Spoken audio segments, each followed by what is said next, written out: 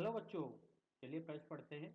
1 megahertz आवृत्ति तथा 10 volt आयाम की वाहक तरंग 10 किलोहर्ट्ज तथा 0.5 वोल्ट आयाम की सिग्नल के साथ आयाम मॉड्यूलित कर दी जाती है।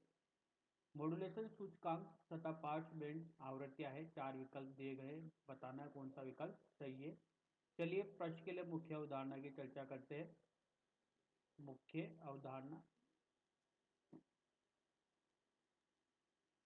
जब संकेत सिग्नल को जिनकी आवृत्तियां निम्न होती है अधिक दूर तक प्रेषित करने में असंभव हो पाते हैं, तो वाक तरंग जिनकी आवृत्ति उच्च होती है इनके साथ इनको अध्यारोपित कर दिया जाता है। इस अध्यारोपित प्रक्रिया के दौरान इन्हीं को बोलते हैं मॉड्यूलेशन प्रक्रिया। इस प्रक्रिया से जो मॉड्यूलेशन तरंग प्राप्त होती है उस तरंग को अपन अधिक दूरी तक संप्रेषित कर सकते हैं और उसकी गुणवत्ता बढ़ा सकते हैं। इसी क्रम में अपने पास आता है मॉड्यूलेशन सूचकांक। मॉड्यूलेशन सूचकांक मॉड्यूलेशन प्रक्रिया में जो सिग्नल यहाँ पर अपन को प्राप्त हुआ उस सिग्नल की गुणवत्ता को बताता है।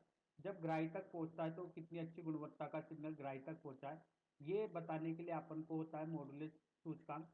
इसका मान होता है मॉड्यूलक सिग्नल। मॉड्यूलक सिग्नल का आयाम। जो अपने संदेश सिग्नल होते हैं इनको मॉड्यूलक सिग्नल भी बोलते हैं। इनको अपन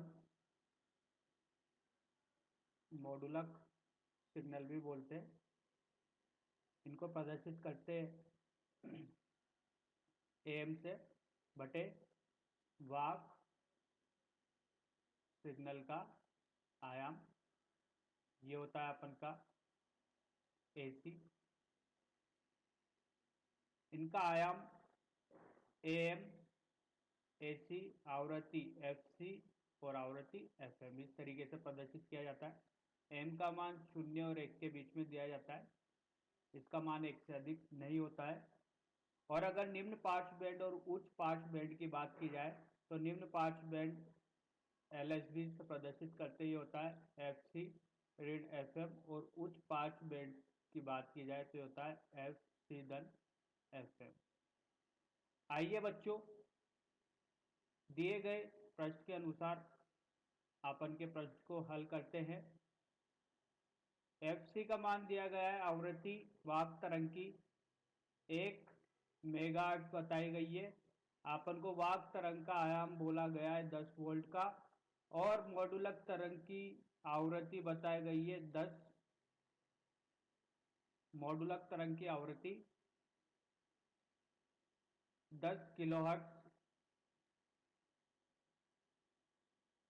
मॉड्यूलक तरंग का आयाम 0.5 वोल्ट। 0.5 वोल्ट। इसके आधार पर अपन देखते हैं। मुख्य अवधारणा में अपन देखना है मॉड्यूलक सूचांक एम बराबर होता है एम मॉड्यूलक सिग्नल का आयाम बटे वाक तरंग का आयाम। ये दिया रखा है अपन को 0.5 बटे 10। इसका मान आता है अपन के पास 0.05। ये आयामों का अनुपात होता है, इसलिए यहाँ पर इसकी कोई मात्रक नहीं होता। अब अगर अपन बात करें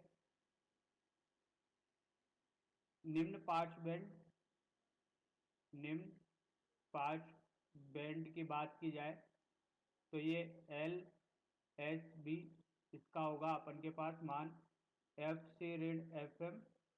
एफ सी का मान 1 है, ऋण एफ एम का मान अपन के पास कितना है 0.010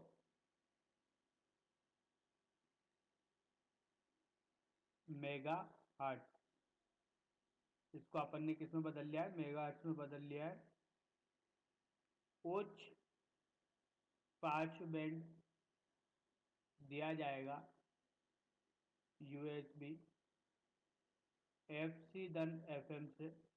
यहाँ पर देखिए अपन को ये मेगाहर्ट्ज में दिया है FC और FM किलोहर्ट्ज में दिया है, तो इसको अपन मेगाहर्ट्ज में परिवर्तित कर लेंगे। इसलिए यहाँ पर अपने पास ये मान 0.010 आया है मेगा हर्ट्ज में।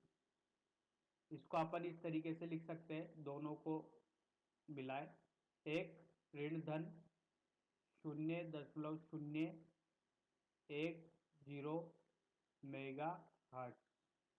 कुछ इस तरीके से अपन ये पार्ट बैंड बता सकते हैं दोनों का मिला के, अपर और लोअर। चलिए अपने प्रश्न के सही विकल्प पे चलते हैं। अपना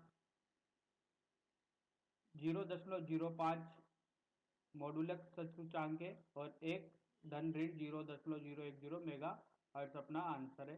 तो देखिए 0.05 मॉडुलस सूचकांक और पार्श्व बैंड आवृत्तियाँ 0.10 मेगा हर्ट्ज, अतः अपना अविकल्प